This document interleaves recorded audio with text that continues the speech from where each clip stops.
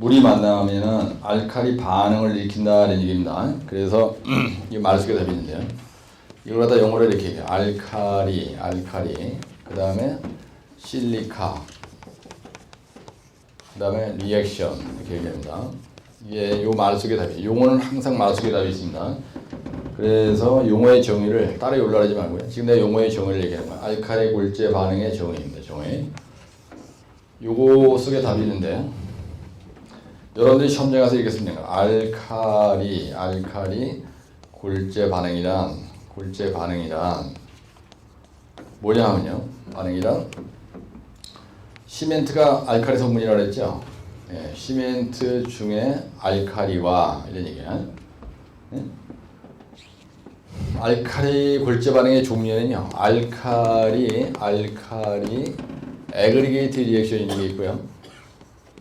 애그리게이트 리액션이라는 게 있고 알칼리 실리카 리액션 두 가지가 있습니다. 면접에 가면 이거 물어보거든요. 종류에는 뭐가 있느냐 이렇게 물어본단 말이에요.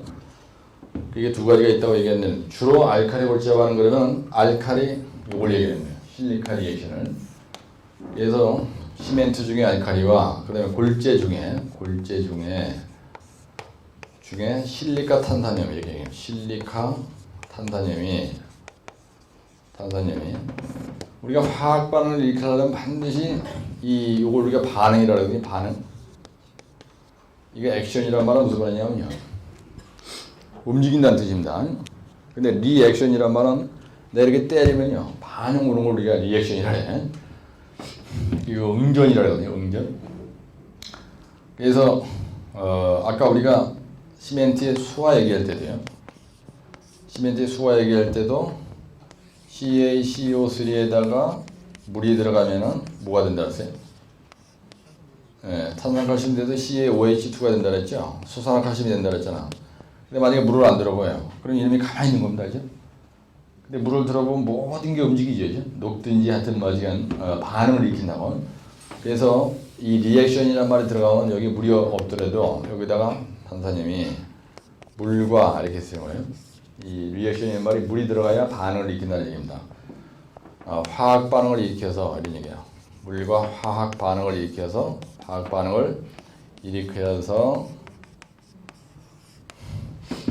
그럼 화학 반응을 일으키면 뭐가 돼요?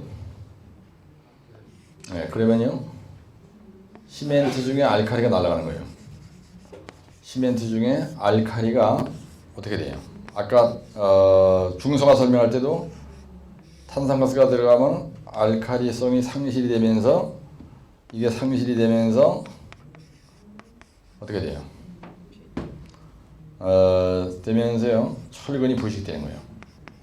철근이 부식이 돼가지고 그럼 뭐가 일어난다고요? 균열이 일어나요. 균열이 발생하는 메커니즘을 알칼리 골재 반응이다. 응?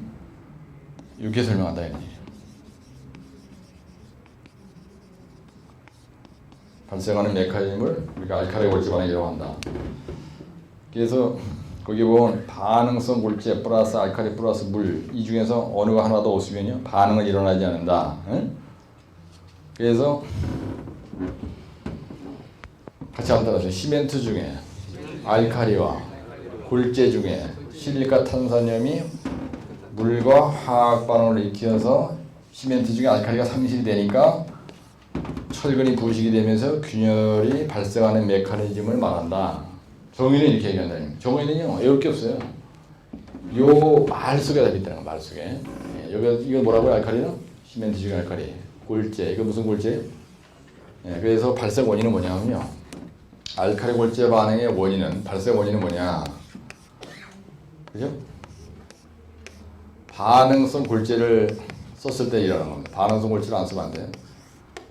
아까 중성화는 뭐 때문에 일어난다고 했어요? 탄산가스가 없으면 중성화 안 일어나잖아. 그렇죠? 아까 중성화는 탄산가스에 의해서 시멘트 중에 알칼리가 날아가는 거고 요거는 알칼리 반응성 골재를 썼을 때인 거예요. 이게 바로 뭐냐면 안유 4차 점화입니다. 안유 4차 점화이에요. 이거를 놓았기 때문에 일어나는 겁니다. 안유 4차 점화인. 그래서 그죠? 이걸 갖다 우리가 안산암, 그 다음에 유문암, 그다음에 사암, 그다음에 차트, 그다음에 전파암, 그다음에 화강암, 그다음에 현무암. 이런 돌멩이를 쇠석으로 썼을 때, 이런 거를 갖다 골재로 썼을 때 일어나는 겁니다. 이거 사용시에 일어나는 거예요. 사용시. 그렇죠? 그 다음에 그 책에 뭐라고 되냐면 방지 대책으로 그냥 바로 나와버리는데 반응성 골재 사용 금지, 그 다음에 콘크리트 중에 알칼리량을 감소시킨다. 그 다음에 AAR, 여기서 AAR이라는 건 알칼리 애그리게이트 리액션이 되는 거예요. 그래서 포조란이라고 하는 고로 시멘트나 프라이 시멘트나 이런 걸 쓰면 실리카 슘 같은, 그 실리카란 말은 실리카 슘 이런 거겠네요. 혼화재료를 이런 걸 쓰면 안 일어난다는 겁니다. 그 다음에 야, 너 커피 한잔 가져. 너 잘해두고 막 얘기하지 말고.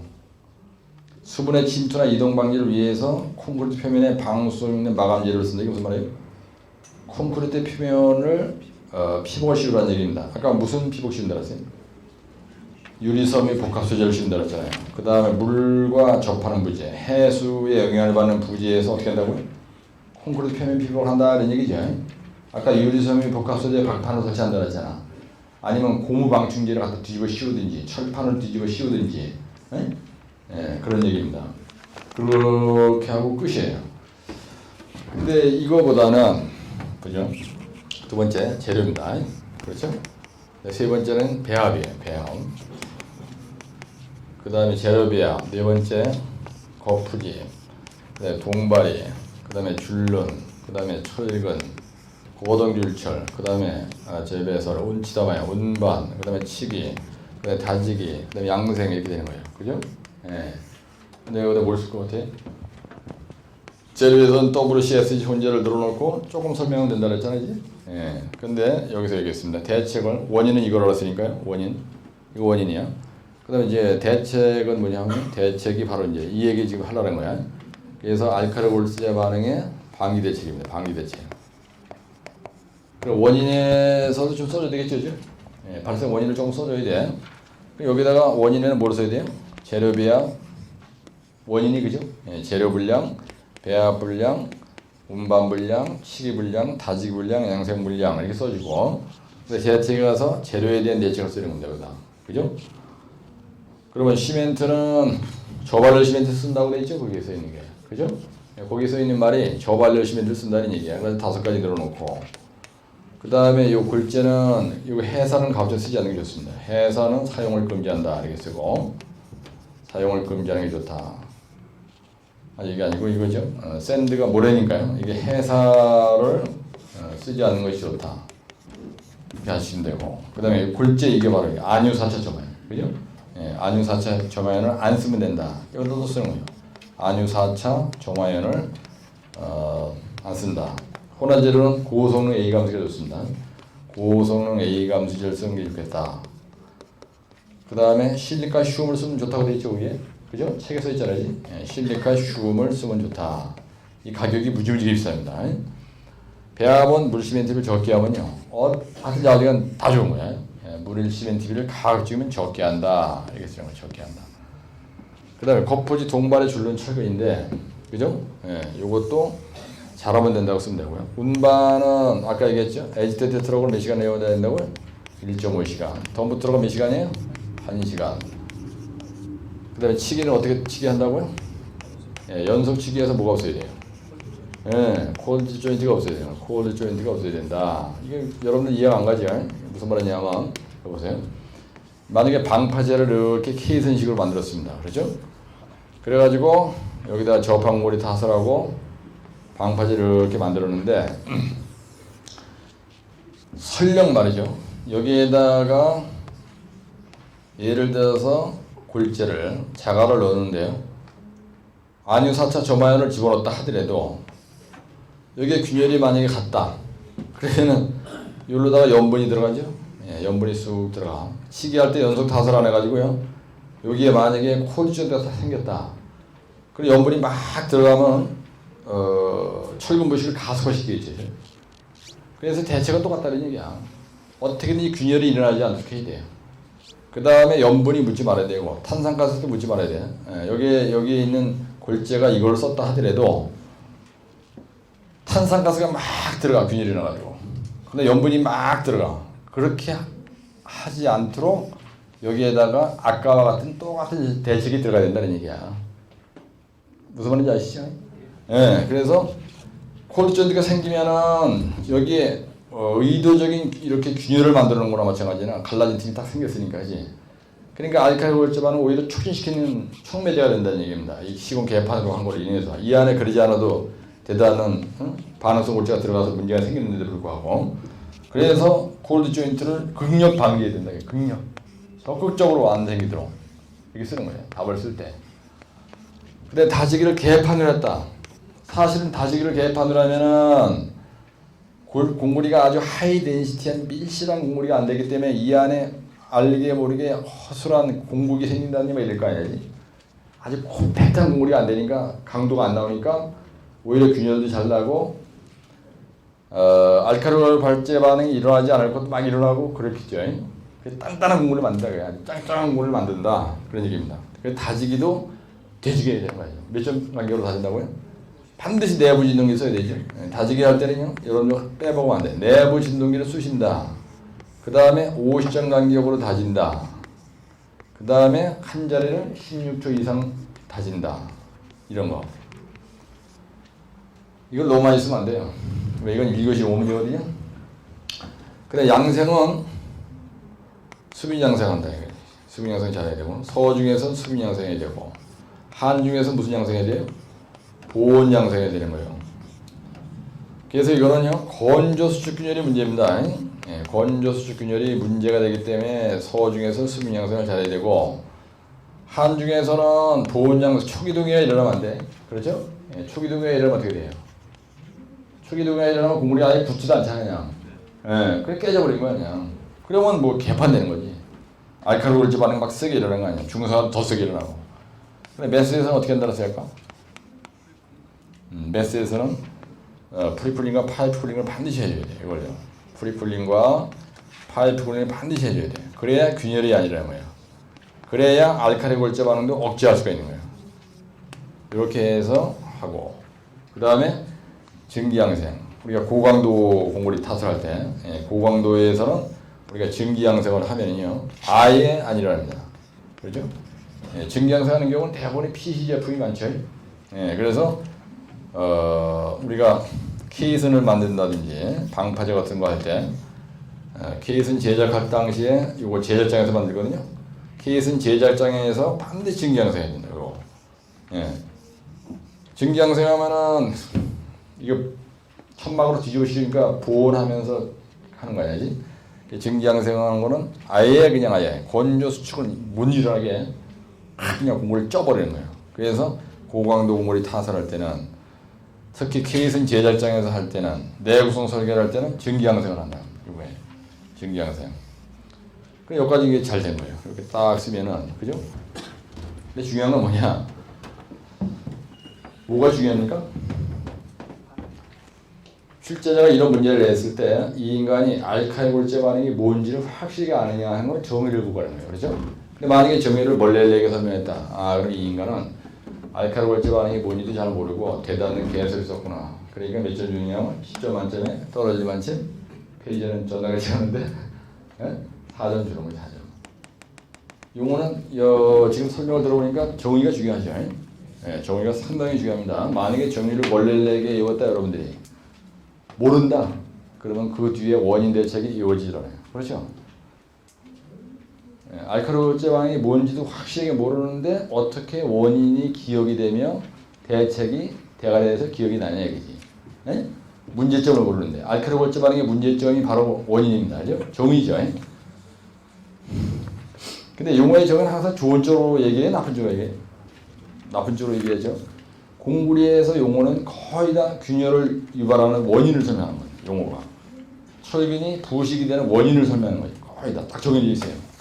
아주 그 제한된 그 용어가 몇 개 있다고요. 크리티컬한 게. 많은 것 같은데 여러분들 목차해 보면 지랄리가 많다고. 용어만 몇 개 풀어져 있냐면요. 용어만 73개가 풀어져 있어요. 그래서 83쪽에 있는 이 교재를 보고, 근데 알칼리 골제 반응의 문제점이 뭐냐면요. 대점 이번에 알칼리 골제 반응의 손상이라는 말이 있습니다. 이거 뭐냐면 알칼리 골재 반응에 의한 손상, 무슨 말이냐? 문제점이다라는 얘기야. 알칼리 골재 반응의 조금 이따죠. 알칼리 골재 반응의 증상, 알칼리 골재 반응의 문제점입니다. 이 대정 2번이. 그렇죠? 그래서 여러분들 결론 얘기할 때 여기 이제 결론 얘기하는데 결론 얘기해야 될 거 아니죠? 알칼리 실리카 리액션 또는 알칼리 애그리게이트 리액션의 문제점이 뭐냐면요. 문제점은 첫째, 균열을 유발합니다. 균열을 발생시킨다 이렇게 쓰는 거예요. 쉽게 그냥. 두 번째는 뭐냐면요. 우리가 맵 크래킹이 있어요.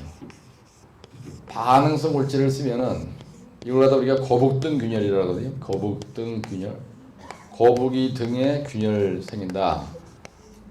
특히 묵은 스라브에서 해요. 스라브에서. 우리가 콘크리트 포장. 이 콘크리트 스라브거든요. 그래서 이렇게 콘크리트 스라브 3.6개로다가 중부고속도로를 만약에 공구를 500km를 타설했다 이겁니다. 여기 들어가는 골재가요. 이렇게 쓰는 거예요. 반응성 골재입니다. 그래서 알칼리 반응성 골재를 크게 쓰는 거예요. 그러고 나서 여기다가 자갈을 이렇게 넣어주고 새카맣게 이렇게 칠하고 여기다가 거북이 등 균열이라는 건 뭐냐면 지도처럼 이런 식으로 크랙이 쫙쫙 가는 걸 갖다가 거북등 균열이라고 해요. 근데 이 그림을 갖다가 기둥을 그려놓고 이렇게 해놓고 여기다 기둥이라고 여기다가 맥크래킹 이런 미친놈이야. 기둥에서는요 여기에 있는 균열은 전혀 문제가 안 됩니다. 그래서 콘크리트 포장에서 거북등 균열이 문제야. 근데 지난번에 이게 용어에 시험 문제 나왔어요. 맥크래킹이. 맥크래킹의 발생 원인이 뭐예요? 맥크래킹의 발생 원인이 뭐예요? 이게 만약에 시험 문제 났다 이거야. 그러면 정의가 뭐예요? 맥크래킹이란 지도 모양의 균열이 발생한 것을 얘기한다. 정의잖아. 그죠? 원인은 알칼리 반응성 골재를 썼을 때 발생한 대점 2번. 이게 원인 뭐예요? 대점 2번 원인은 뭐예요? 알칼리 반응성 골재를 사용할 때 발생한다. 그래가지고 아니요 4차 점엔. 대점 3번. 그럼 맥크래킹 발생 방향 대책은 뭐예요? 이게 답이죠. 생각해보세요. 알칼리 반응, 그러니까 알칼리 골재 반응이 생겼을 때 일어나는 증상이 이거라고 그랬어요. 이거라고 그랬습니다. 그럼 여러분들이 만약에 시험 얘기하는데 맥크래킹이 용어에 난단 말이야. 그럼 답이 뭐냐? 아, 이 교수님이 별도로 안 해서 난 저도 못 썼다. 그렇게 하면 죽을 때까지 해도 안 된다는 얘기입니다. 거북등 균열에 대한 답이 바로 알칼리 골재 반응에 대한 답이에요. 그렇죠? 이거의 정의는 마을 속에 있습니다. 지도 모양으로 발생한 균열을 맥크래킹이라고 하고 그 원인은 안유사차 조명을 썼을 때 발생한다. 대점 2번. 발생 원인. 반응성 골재 사용 시 있죠. 대책은 쫙 쓰고 이 그림 크게 0.5페이지 그리고 요 거북등 균열 그림을 크게 그리는 거예요. 네? 그럼 대만에 해결하면 돼요. 근데 이걸 갖다 별대로 올라가면 안 돼. 이거 아주 중요한 거북등 균열. 응? 팝아웃. 팝아웃의 원인이 뭐죠?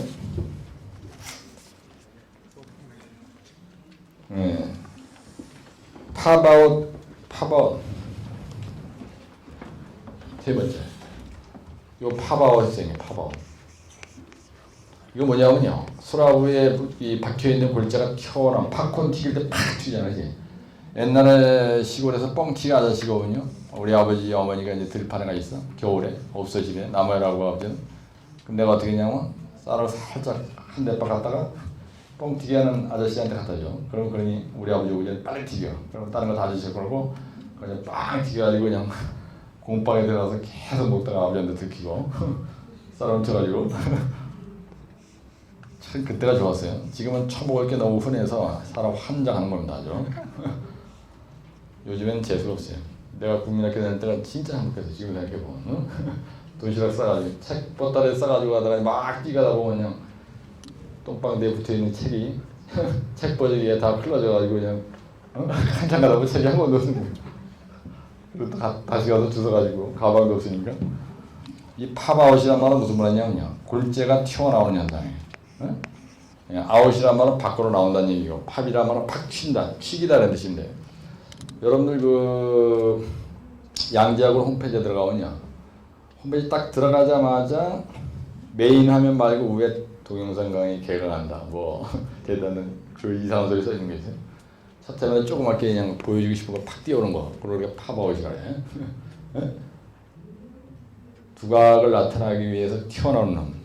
튀는 놈은 작두로다 뭐가 있잖아요. 그죠? 조직에서 너무 튀는 건 좋지 않습니다. 같이 따라 팝아웃. 예, 팝아웃이 뭐라고 해? 정의가?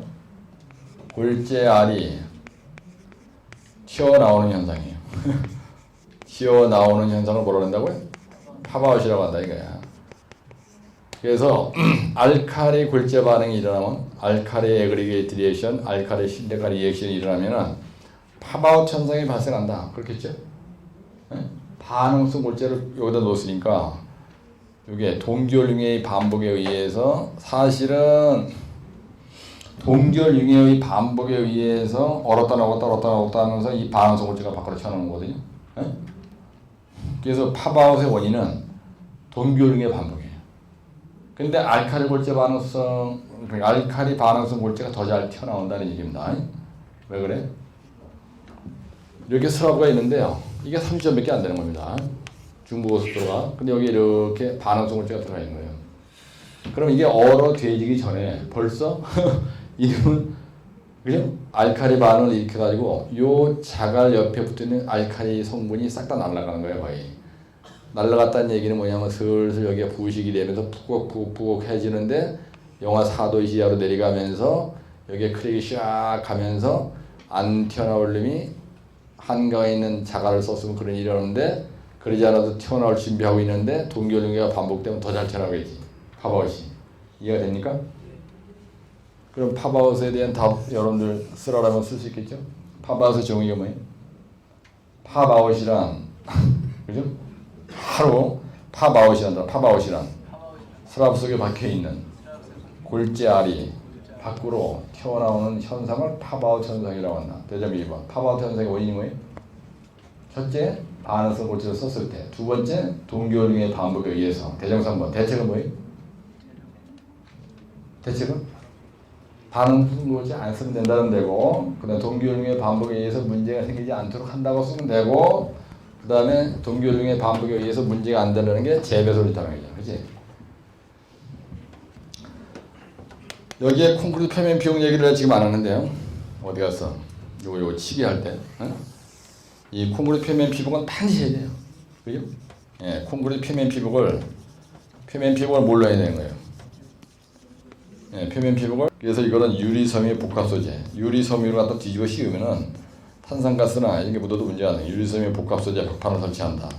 복합 소재 박판을 설치한다. 그러면 맥크래킹도 안 일어나고 팝아웃 현상도 발생할 수가 있고 다 좋은 거예요. 그죠? 예. 그래서 팝아웃 현상이라는 거는 따라서 균열, 크게 균열, 맥크래킹, 팝아웃 이런 걸 뭐라 그러냐면요. 이런 걸 뭐라 그래요? 표면 결함이라고 합니다, 여러분들. 예? 이건 갖다 표면 결함이라고 해요. 그래서 표면 결함을 영어로 뭐라 하냐면 surface defect라고 해요. surface defect라고 하는데 우리가 시공을 하고 나면은요, 시공을 다 했습니다. 그러면 사우디에서 백태리들이 뭘 써내라고 하냐면 deficiency report를 써내라고 해요. 이게 뭐냐면 결함 보고서를 내라 이겁니다. 네가 현장 한번 다 돌아보고 현장소장 네가 다 돌아보고 시공하는 부분에 대해서 예비준공검사할 때 deficiency report를 내라고 해요. 이 디펙트의 명사거든요, 이게. 그래서 네가 시공한 부분에 대해서 깔로 딱 봤는데 결함이라고 생각하는 리스트 다 만들어가지고 이 리스트를 레포트를 만들어서 책으로 딱 제본해서 제출을 하라고 합니다. 그럼 프레미너리 예비 파이널 인스펙션 할 때 이걸 내라 해요. 그래가지고 파이널 준공검사 파이널 인스펙션 하는 그 20일 동안에 감독관이 와서 일일이 지적을 다 합니다. 근데 먼저 내라래. 감독관이 따라다니면서 이걸 만드는 게 아니고 시공회사한테 먼저 이걸 내라래요. 그래서 일일이 점검을 다 하는 겁니다. 그래서 AB 준공검사 할 때 이걸 다 해가지고 파이널 준공검사 하기 전에 결함 부분, 즉 표면 결함 생겨요. 균열, 맥크래킹, 팝아웃 뭐 이런 것들, 그죠? 백태, 뭐 초기 균열 이런 거 다 표면 결함. 근데 현장에는 어떤 똘마니가 아저씨가 동영상에서 나오는데 이런 거친 얘기 쓰면 안 되거든요. 큰일 났어요. 따라서 균열, 맥크래킹, 팝아웃 요게 표면결함이에요. 그럼 표면결함의 종류를 나열하고 원인과 대책을 쓰시오. 그럼 이거 나열하면 되겠죠. 네? 그럼 막말로 여러분들 표면결함은요. 요거 세 개만 가지고 이런 식으로 결판내도 되는 거 아니에요? 따라서 표면결함의 대책이 뭐예요? 바로 재배설, 분치다방이라고. 예? 맞아요. 네, 정확히 맞습니다. 그래서 하여튼 자우지간 중요한 건 뭐냐면 정의와 원인. 이거는 확실히 암기하면 된다는 거예요.